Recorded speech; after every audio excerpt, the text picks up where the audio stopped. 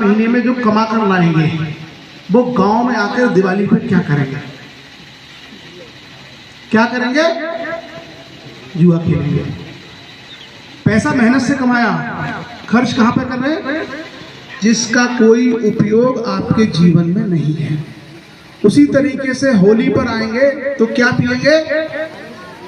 ठीक, वही जो चर्चा इस मंच से हो रही थी कि हम लोग पैसा तो कमाते हैं मेहनत से, लेकिन उसको खर्च कहाँ कर रहे हैं? अपने बच्चे को डॉक्टर बनाने में, इंजीनियर बनाने में, आईएएस बनाने में, जज बनाने में, समाज को आगे बढ़ाने में, या पाखंडियों को देने में और उनसे अपना शोषण करवाने में। ये जो कार्यक्रम है, इस कार्यक्रम के लिए लक्ष्य के लोगों ने सहयोग किया होगा और शायद कुछ लोगों ने सहयोग किया होगा, लेकिन यही आप पाखंड का कार्यक्रम करवाते हैं तो लोग टूट पड़ते देने को, और उनको पैसा देते जो आपको शिक्षा से विमुख करते हैं, जो कभी नहीं चाहते कि आप आईएएस बन के जिला संभालो, जो कभी नहीं चाहते कि आप आईपीएस बन के जिला संभालो, जो कभी नहीं चाहते कि आप वैज्ञानिक बन करके देश के प्रमुख संस्थानों में काम करो, उनको हम पैसा देते हैं।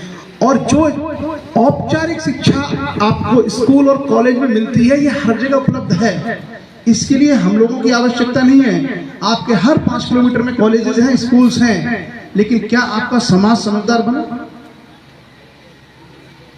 आप अपने पैसे का मूल्यांकन करिए।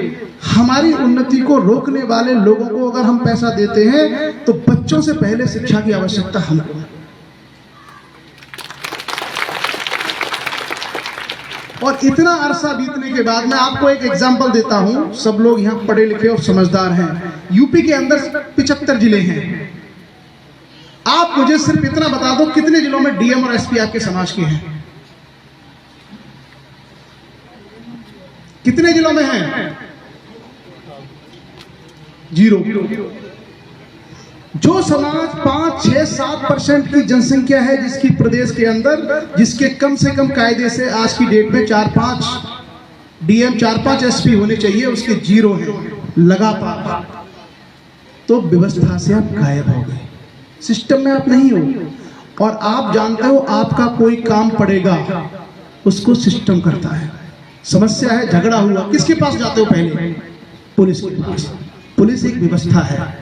आपका इंस्पेक्टर, आपके एसएचओ, आपके सीओ, आपके एसपी नहीं है तो सिस्टम में आप कमजोर हो। आपका खेत का विवाद है, आपका संपत्ति का विवाद है, आपका प्रमाण पत्र बनाना है, किसके पास जाओगे? तहसीलदार, एसडीएम, डीएम। वहां आपका आदमी नहीं है, सिस्टम में आप कमजोर हो। और याद रखिए, हमेशा ये मानव इतिहास का अनिवार्य हिस्सा रहा है, कमजोर सताए गए हैं, कमजोरों का शोषण किया गया है। एक शेर है एक जंगल के अंदर, और उस जंगल में हजारों हिरन हैं, हजारों उसके अंदर भेड़िए हैं, लोमड़ी हैं, नीलगाय हैं, लेकिन वो शेर का शोषण नहीं कर सकते। अकेला है। क्या है उसके पास? शक्ति है, ताकत है। और आज के युग में शक्ति और ताकत का सबसे पुख्ता साधन है शिक्षा। और वो शिक्षा केवल बच्चों को नहीं, बच्चों के माँ बाप को उससे ज्यादा जरूरी है। जैसे अमन ने जिला टॉप किया, आप समझते हो जितने अमन के नंबर इंटर में उतने मेरे हाई स्कूल इंटर मिला के हैं। मैं मतलब पढ़ने में इतना साधारण विद्यार्थी हूं, तो मेरे जैसे विद्यार्थी ने आईएएस का एग्जाम पास कर दिया। सोचिए, एक गरीब घर का बच्चा जो इंटर में जिला टॉप करता है, समाज की सोच ये होनी चाहिए थी कि उस पर पैसों की बारिश कर देता।